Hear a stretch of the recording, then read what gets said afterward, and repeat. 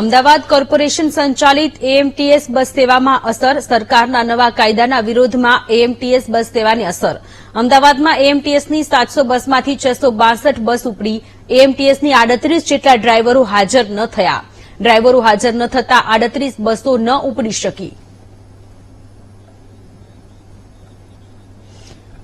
એએમટીએસના chairman Dharamsinhbhai Desai આપણી સાથે જોડાયેલા છે. ધરમસિંહભાઈ, આપનું સ્વાગત છે. તો પ્રથમ તો વીટીવી ન્યૂઝમાં અત્યારે અમદાવાદ કોર્પોરેશન સંચાલિત એએમટીએસ બસ સેવાને અસર પહોંચી છે. કેટલીક એવી બસો છે, 700 માંથી 662 બસો ઉપડી છે અને 38 જેટલા બસોના ડ્રાઈવરો હાજર નથી થયા. એ બસોના જે રૂટ હશે ત્યાં મુસાફરોને તો ઘણી તકલીફ પડી હશે ને?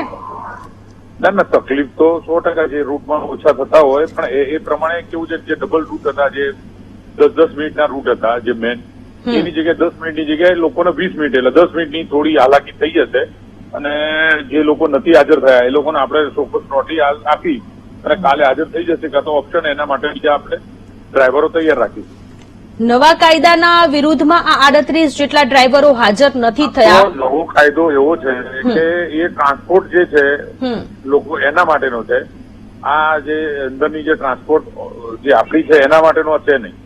પેલા એમટીએસ ના કે એસટી ના એના માટેનો આ વિષય નથી. પણ છતાં બી ડ્રાઈવરો છે એમને જે કંઈક મગજમાં કંઈક સમજવામાં ફેર થયો હશે તો આપણે કંપની વાળાને સમજાવી દીધા છે અને એ લોકો એમની રીતે કરી અને આપણે ઓપ્શન આપવાના છે ડ્રાઈવરને.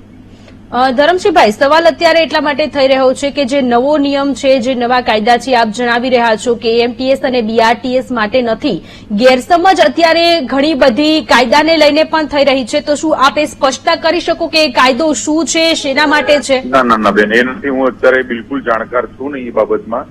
જ્યાં સુધી હું એમાં કંઈ કહી શકું નહીં ત્યાં સુધી એ બી, કેમ કે આખો કાયદો હજી જે પ્રમાણે ખાલી સ્ટેટમેન્ટ જ છે, બાકીનું હજી કોઈ વિગતવાર કોઈ માહિતી આવી નથી બહાર.